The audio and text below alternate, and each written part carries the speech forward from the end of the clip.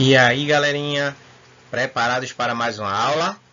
Pois bem, na aula de hoje nós não iremos trabalhar conteúdo, vamos trabalhar exercício. Ah, você se assustou, foi? Mas não se fique preocupado não, tá certo? Por quê? Porque na aula de hoje eu quero revisar com você tudo que já falamos. Porque eu sei que você sabe, eu sei que você é inteligente. E sei também que você vai acertar tudo que formos propor na aula de hoje, tá certo? Então eu gostaria de que você deixasse do lado caderno, caneta ou lápis, aí fica da sua preferência, e fizesse as anotações das perguntas, isso mesmo, porque cada questão vai ter uma alternativa que você vai responder e nós iremos depois revelar o gabarito. Então, se você prestou atenção nas outras aulas e vai interagir bem na aula de hoje, então não tem problema nenhum. Você vai se dar muito bem por isso.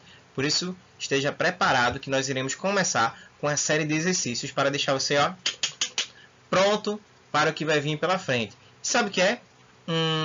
Sabe sim. Daqui a pouco a gente vai estar elaborando uma avaliação para que você possa tirar notas excelentes. E assim todos podemos sair satisfeitos e entendendo que esse tempo, mesmo à distância, estamos progredindo, estamos estudando, estamos melhorando muito mais ainda as nossas notas, tá certo? Então, vamos lá começar? Por isso, caderno e caneta ou lápis na mão, que a nossa aula começa agora. Bom, na primeira questão, nós iremos analisar alguns fragmentos e você vai dizer para mim qual é a evidência que está relacionada a esse texto, certo? Um escritor destaca-se pela produção dos gêneros conto, crônica, romance, e a sua produção está relacionada com o gênero, ou seja, quando um escritor ele conta um conto, uma crônica e um romance, que existem personagens, narradores, tempo, espaço, enredo, tudo aquilo que você já sabe, qual é o gênero que ele está trabalhando? Sabe qual é a questão? Se você sabe, então marca aí no seu caderninho da seguinte forma. Primeiro, pronto. Aí você coloca lá A, B, C, D ou E. Qual a letra que você acha que é o correto? E no final, nós iremos ver o gabarito, como faremos agora. Então, o correto é a letra C. Por que letra C? Porque, conto, crônica e romance tem narradores, tem personagens, foi escrito em determinado tempo, representando determinados lugares, certo? E, acima de tudo, dentro de uma história que é o próprio enredo, ok? Então, se você entendeu essa proposta e marcou a letra C, parabéns, certo? Eu gostaria muito de apertar sua mão, mas você sabe que devido a essas medidas de segurança para preservar a minha e a sua vida, não é possível. Mas não se preocupe não se você não chegou na resposta certa, tá? Por quê? Porque, a próxima você vai acertar. Bom, na segunda questão, são características do gênero narrativo. Eu vou ler para você e você depois vai fazer a sua escolha pela opção correta. Na letra A, no gênero narrativo, há sempre um eu que se expressa, esse eu é chamado de eu lírico, elemento que é responsável pelo subjetivismo, subjetivismo é algo pessoal, atribuído a esse tipo de composição. Você acha que é essa daí? Então marque. O gênero narrativo é marcado pela afetividade e pela emotividade do clima lírico, ou seja, falando sobre muitos sentimentos, tá? Sempre relacionado com o íntimo e a introspecção, ou seja, quando a pessoa reflete, né? Assim, fica muito reflexiva, introspecta, né? Ou seja, ela está lá pensando, ela não fala, ela só reflete. Na letra C, o gênero narrativo apresenta um enredo no qual existe uma situação inicial, a modificação da situação inicial, um conflito, o clímax e o epílogo. Os elementos que compõem o gênero narrativo são narrador, tempo, lugar, enredo, a situação ou os personagens. Se você acha que essa alternativa é correta, marque lá também. Ou o gênero narrativo faz referência à narrativa feita em forma de versos, contando histórias e fatos grandiosos de heróicos sobre a história do povo. O narrador fala do passado, o que justifica os verbos sempre empregados no tempo pretérito. Então, qual dessas alternativas aí está correta de acordo com o gênero, certo?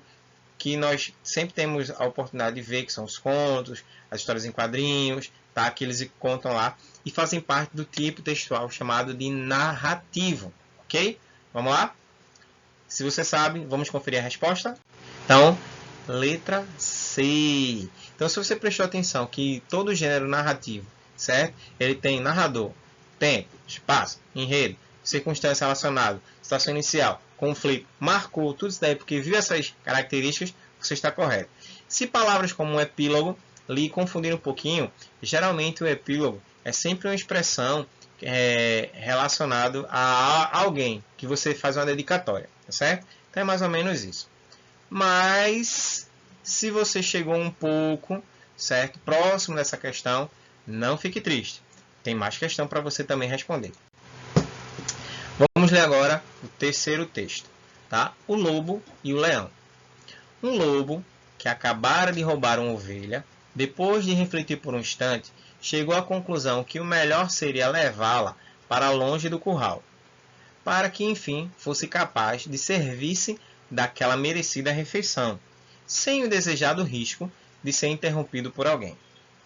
No entanto, contrariando a sua vontade, seus planos bruscamente mudaram de rumo, quando no caminho ele cruzou com um poderoso leão, que sem muita conversa, de um bote só, tá? Tomou a ovelha que, no caso, o lobo tinha conseguido. O lobo, contrariado, mas sempre mantendo uma distância segura, que ele não é besta nem nada, né? Não é bobo, do seu oponente, que no caso é o leão, disse em tom injuriado, com uma certa dose de ironia: você não tem o direito de tomar para si aquilo que por direito me pertence. O leão, sentindo-se um tanto ultrajado pela audácia do concorrente, olhou em volta, mas como o lobo estava longe demais e não valia a pena o inconveniente de persegui-lo, apenas para lhe dar uma merecida lição, disse com desprezo: como pertence a você?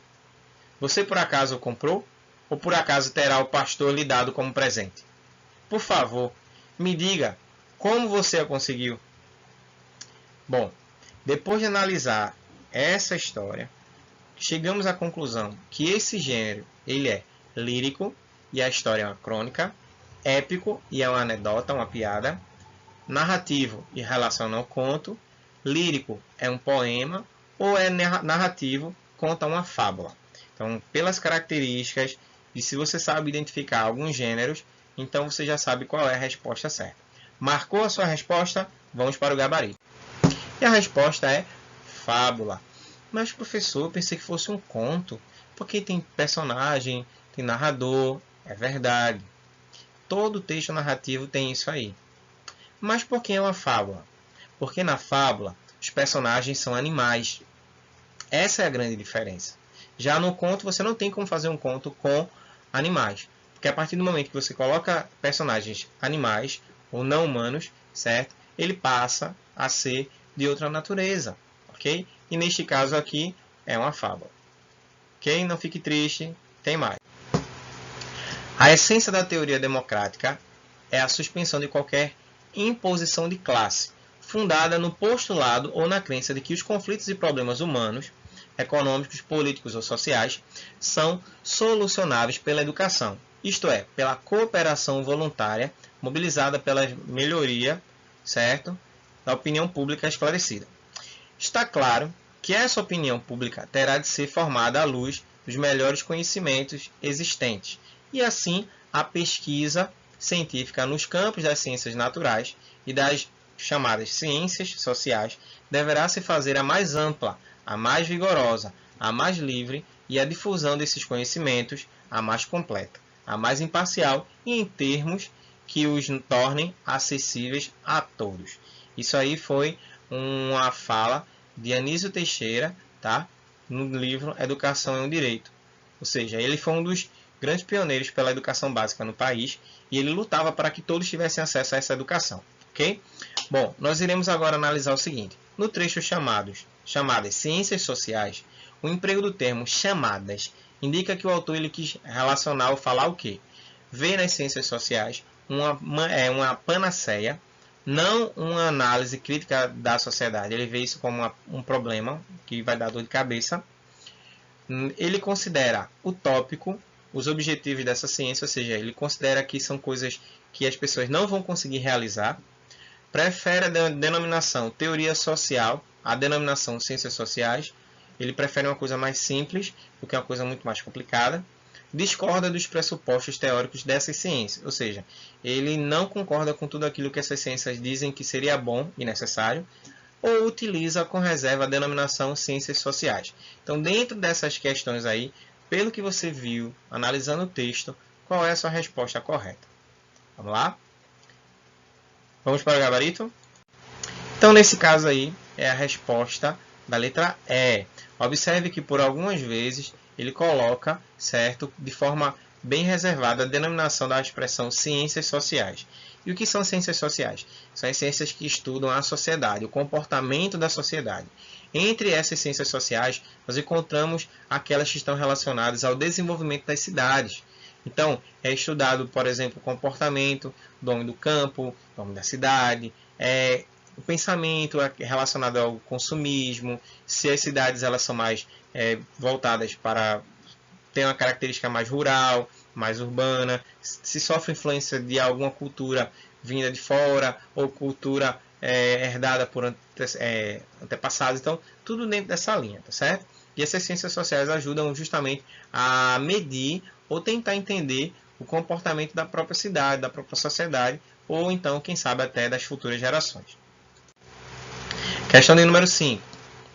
E após aí analisar a tirinha, nós iremos para a resposta. A internet é um tribunal, com milhões de juízes e nenhum réu. A última fala da tirinha causa um estranhamento, porque assinala a ausência de um elemento fundamental para a instalação de um tribunal, a existência de alguém que seja acusado. Tá? Essa fala sugere o seguinte ponto de vista do autor em relação aos usuários da internet, que eles proferem vereditos fictícios, sem que haja legitimidade no processo, ou seja, tudo que eles falam é verdade, né? E ninguém avalia se tem alguma coisa errada, nenhum é julgado por isso. Configuram julgamentos vazios, ainda que existam crimes comprovados, tá? Emitem juízos sobre os outros, mas não se vê na posição de acusados. Ou seja, eles falam o que eles pensam, mas aquilo que eles falam não é suficiente para que eles sejam acusados. Ou apressam assim opiniões superficiais, mesmo que possuam dados concretos, certo? Eles dão a opinião deles, mas não a opinião certa, verdadeira.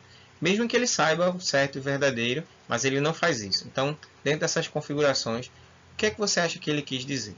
Se você sabe a resposta, vamos para o gabarito.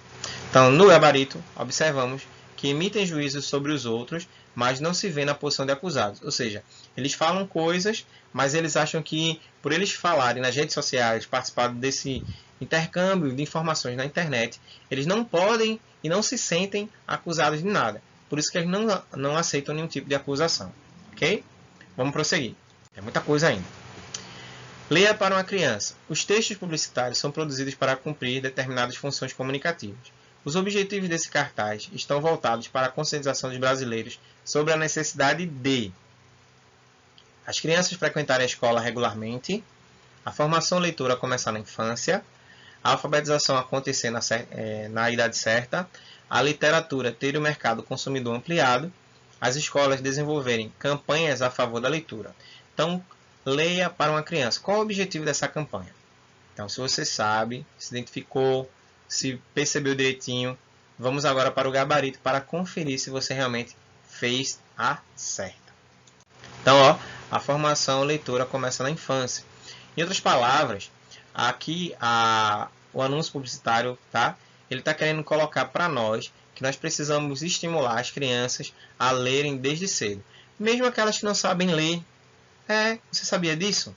Por exemplo, a minha filha de 4 anos, ela pega as histórias, ela não sabe ler.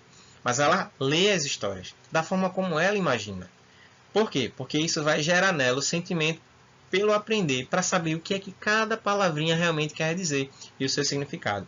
E quando se lê para uma criança, tá? Ainda muito mais nova, e ela toma gosto pela leitura, ela vai crescendo com bons hábitos. E isso vai facilitar na hora que ela for redigir um texto, escrever um texto, na hora que ela for fazer a interpretação de um texto, porque ela foi estimulada. Por isso que é importante sempre ler para uma criança. Ok? Mais uma?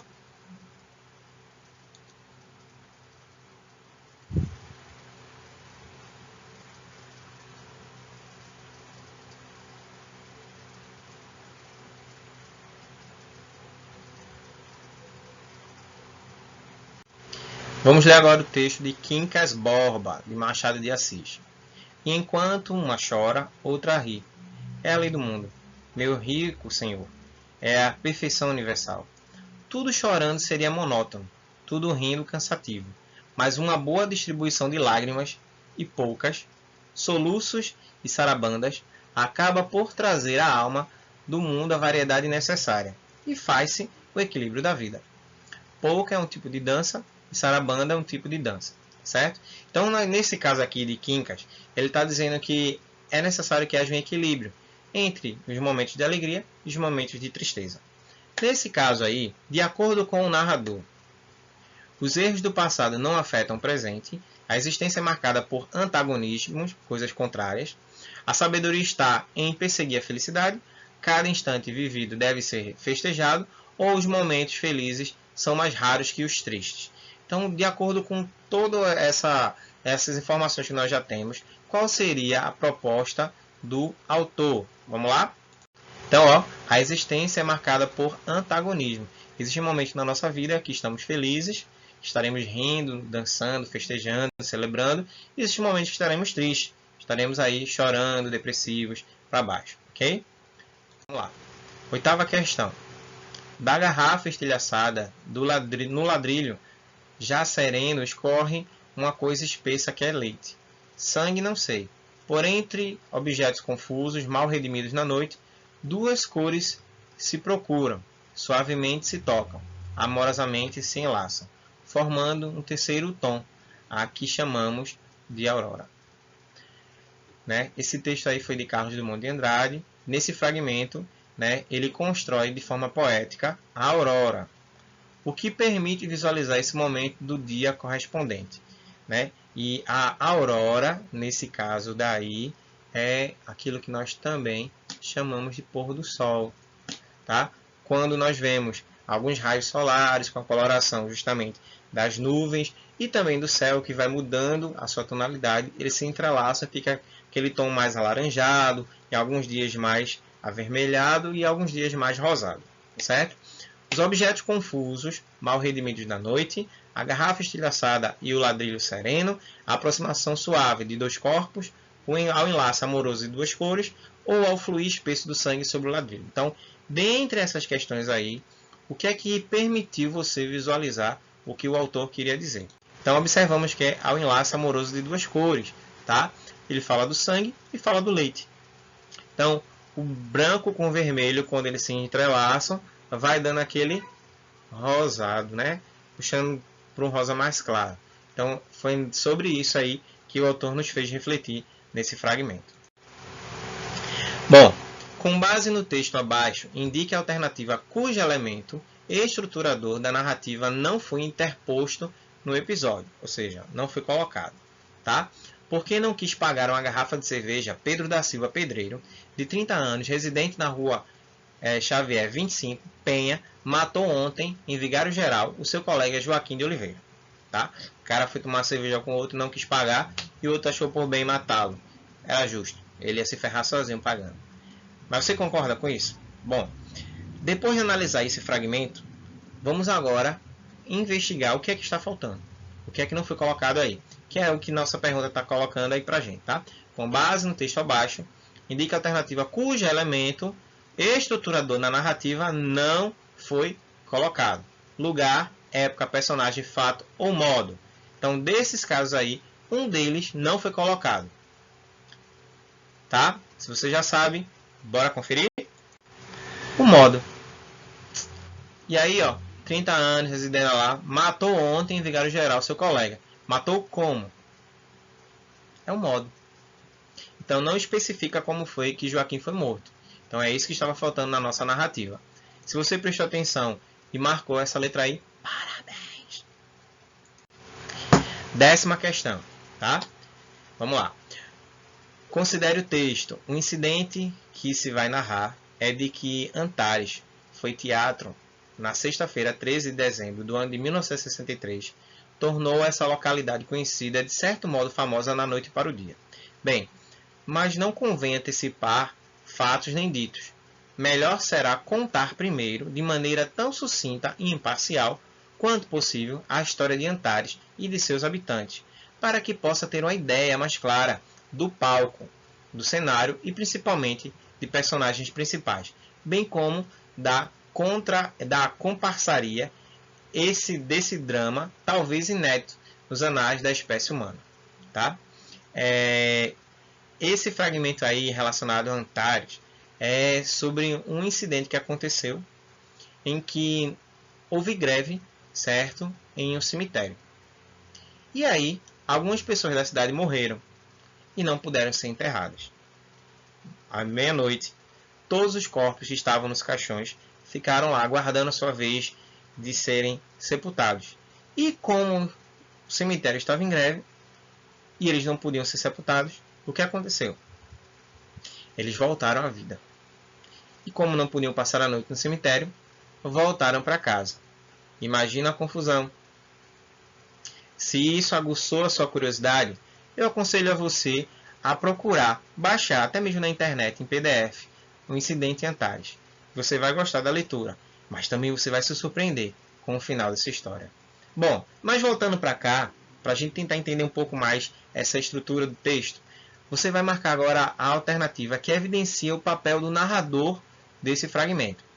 Na letra A, tem senso prático, utilitário e quer transmitir uma experiência pessoal, ou seja, algo que ele viveu. É um narrador introspectivo, ele apenas só está refletindo, certo? Que relata experiências que aconteceram no passado, em 1963. É uma atitude semelhante à de um jornalista ou de um espectador. Descreve para narrar o que aconteceu com X ou com Y, em tal lugar ou tal obra, mas não tem nada a ver com ele. Fala de maneira exemplar ao leitor, porque considera sua visão mais correta. Ou é um narrador neutro, que não deixa o leitor perceber sua presença. Ele apenas expõe fatos sem interferir e sem colocar as suas opiniões e seus sentimentos. Então, se você, depois de analisar comigo esse texto, você já sabe qual é o narrador, marque a sua alternativa. Vamos conferir? Bom, neste caso aqui, letra C. Em atitude semelhante à de um jornalista ou de um espectador, escreve para narrar o que aconteceu em tal lugar, com tal pessoa, certo? Em tal hora. Então, observe que tudo isso daí foi bem articulado no texto e foi trazido para nós, tá certo? Esse narrador é o narrador que nós chamamos de narrador observador. É aquele que vai narrar justamente aquilo que ele viu ou ouviu, tá certo? Bom, pessoal, chegamos ao término da nossa aula. Espero que vocês tenham gostado. E aí eu vou pedir para vocês fazerem o seguinte, tá? Vai ter uma atividade proposta, certo? E aí vocês vão enviar para este e-mail aí, ó, atividade de redação universo 7º ano @gmail.com. Vocês vão mandar para que eu possa conferir as atividades que vocês fizeram e dar uma nota. É isso mesmo, eu vou corrigir e vou dar uma nota. E depois dessa nota, essa nota vai contar com uma pontuação, tá certo? E aí, como nós não temos tido aula presencial, você não vai se prejudicar por não estar entregando em dia. Então, você vai mandar para que eu possa fazer a conferência e logo em seguida dar a nota para você, tá? Espero que vocês estejam bem, certo? Estudem, façam atividade, não acumulem, tá? E nós iremos nos ver nas próximas aulas. Que Deus abençoe vocês, tenham uma semana maravilhosa, tá? E nos vemos aí novamente, beleza?